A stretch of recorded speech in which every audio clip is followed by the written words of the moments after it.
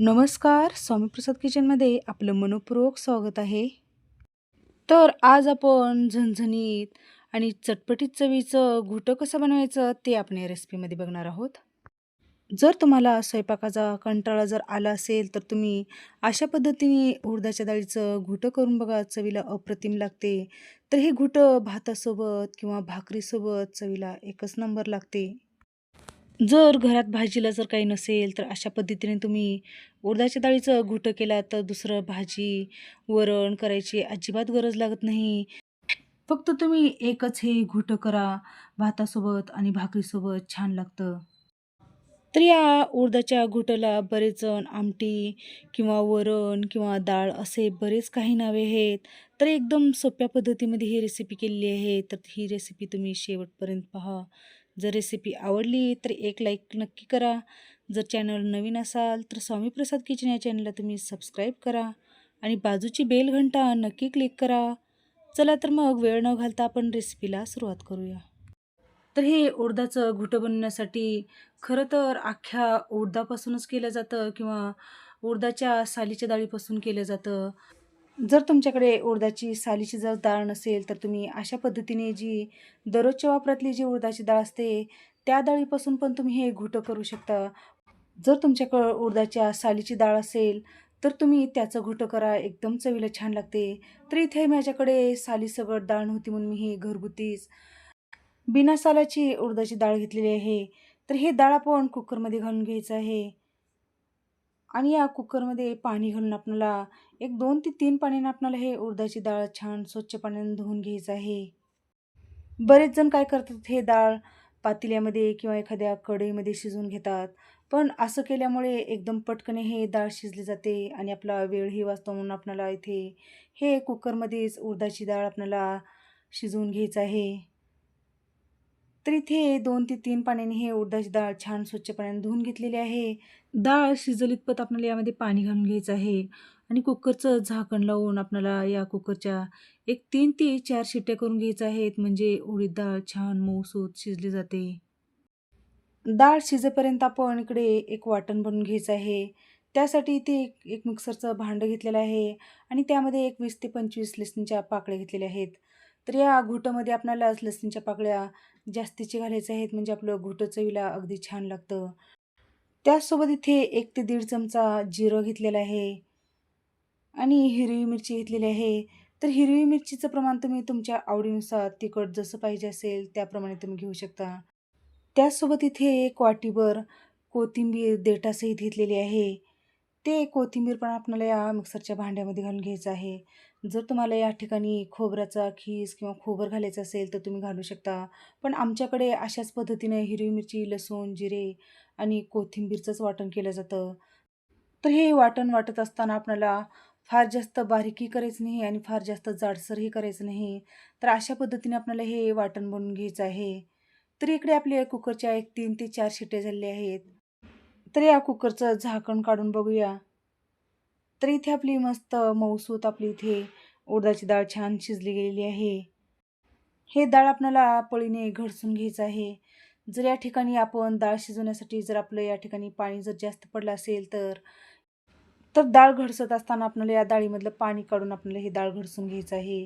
तर इथे माझे एकदम परफेक्ट हे डाळ शिजवण्यासाठी पाण्याचं प्रमाण बरोबर आहे. त्यासाठी मी इथे पाणी न करता अशा पद्धतीने पळीने हे डाळ घडसून घेतलेली आहे. जर पळीनं घडसायचं नसेल, तर तुम्ही या ठिकाणी विस्कर किंवा एखादी रवी घेऊन ही डाळ घडसून घेऊ शकता. तर इथे आपली डाळ छान घडसून झालेली आहे. तर लगेचच आपण घुटं करण्यासाठी गॅसवरती एक पातेलं गरम करण्यासाठी ठेवले आहे आणि त्या पातेल्यामध्ये 1-2 चमचे तेल घालून घेतलेलं आहे. तर आपल्याला हे घुटं करत असताना तेल फार जास्त घालायचं नाही. घुटं तेलकट होण्याची शक्यता असते, म्हणून आपल्याला थोडं तेलाचं प्रमाण कमी प्रमाणामध्ये घालायचं आहे. तर इथे आपलं छान तेल गरम झालेलं आहे. तेल गरम झाल्यानंतर आपल्याला इथे 1 चमचा मोहरी घालून घ्यायचं आहे. मोहरी छान तडतडू द्यायचं आहे. नंतर आपल्याला यामध्ये जे आपण हिरवी मिरची, लसूण आणि कोथिंबीर आणि जिऱ्याचं जे वाटण केलेलं आहे, ते वाटण आपल्याला या तेलामध्ये घालून घ्यायचं आहे. तर इथे मी सर्वच वाटण यामध्ये तेलामध्ये घालून घेतलेलं आहे आणि मंद गॅसवर आपल्याला हे वाटण परतवून घ्यायचं आहे.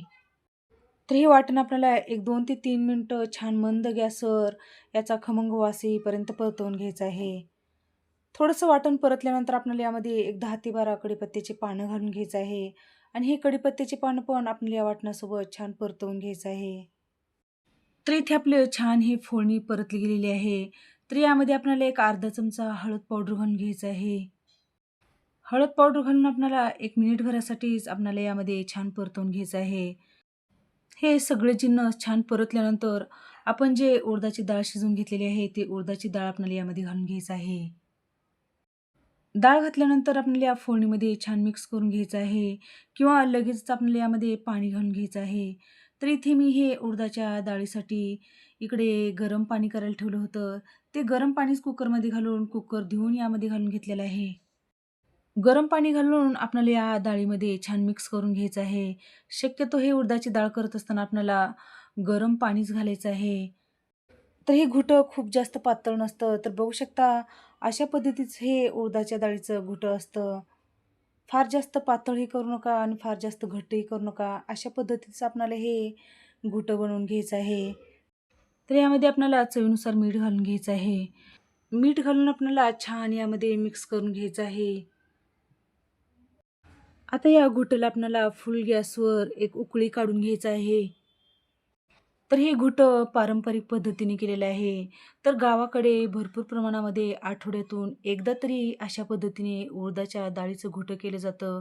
तर हे उडदाच्या डाळीचं घोटं खूप पौष्टिक आणि हेल्दी आहे. तर तुम्ही अशा पद्धतीने एकदा तरी उडदाच्या डाळीचं घोटं करून बघा. चवीला खूपच छान लागते.